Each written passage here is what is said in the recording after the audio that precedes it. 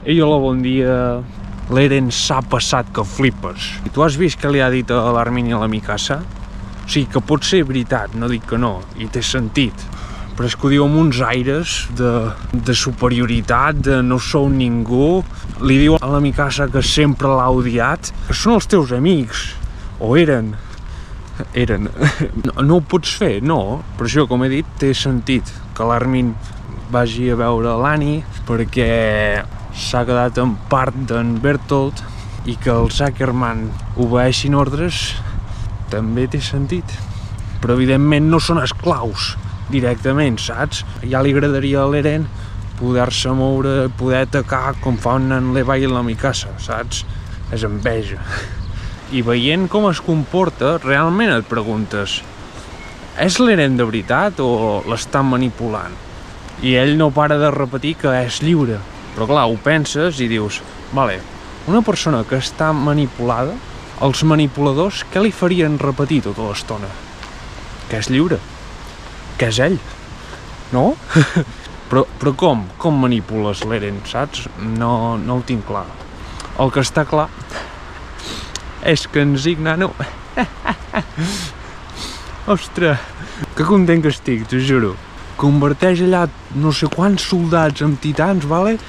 Deixen Levi allà al mig del bosc ple de titans, que són els seus companys, teòricament, i en Zeke se'n va corrent, saps? I ja cantava victòria, però en Levi és en Levi, amics meus. És espectacular aquest noi. Sí, l'acaba derrotant, i ara en Zeke no sé ni si és persona, perquè poca cosa pot fer. Ara, també et diré, em sembla bé que no el matem perquè vulguem recollir el seu poder de tità, però, sisplau, que no se'ns escapi. Sí? Vigilem el tità carretó, que no surti del no-res. Bueno, de fet, no passarà això, perquè ja han descobert que en Zeke els ha traït. Per tant, qui té en Zeke? O sigui, si ho penses, en Zeke només té l'Eren ara mateix. Bueno, i en Floch. Però a part d'això, no té cap més tità. Bueno, clar, té tots els titans de l'Eren, sí. Faré un exercici, vale, de posar-me a la pell de l'Eren i en Zeke. Ja, vale, sí, tens tot el món que està a punt d'atacar l'illa, val? Per tant, vols armar-te. Tecnològicament, el món sencer ens passa la mà per la cara. Què tenim que la resta del món no té? Titans. Què passa? Que jo sàpiga, per tenir titans necessites convertir persones en titans. Algú es vol convertir en tità? No crec que li faci gràcia a ningú. Per tant, els converteixes sense que ells ho sàpiguen. No, sí, té sentit, no t'enganyaré. Clar, m'agradaria saber una mica el punt de vista d'en Levi, per exemple. Perquè, vulguis o no, encara que no siguis l'Eren, si ets el dià, la resta del món, en principi, et vindrà a aniquilar. Com et defenses? Si no és amb un atac massiu de titans, que per fer-ho necessites convertir persones.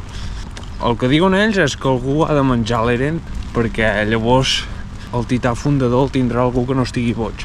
I després d'això què? Com saps que qui mengi l'Eren no es tornarà boig? Perquè haurà heredat part de l'Eren. Clar, és que puc estar molt en contra de l'Eren o el que sigui, però hi ha alternativa, perquè no té pinta. Bueno, ja, per tenir així idees genials a l'últim moment, tenim una persona experta, no? Armin, ja està. Una reunió, vale? Una reunió Eren, Armin i Zeke, on li expliquen tot el que saben a l'Armin. L'Armin segur que se li acudeix alguna cosa. Però què passa? Que l'Eren no confia. Només confia en el seu bro, que és germà de veritat, en Zeke. És que és això el que no m'agrada, que aquest pla que tenen podria ser l'única possibilitat que hi ha, val? Però és l'actitud amb què es comporta, és molt desagradable. Ens veiem al següent episodi, i si avança la cosa. Vinga, vagi bé. Però que no se'ns escapi en Zeke, No.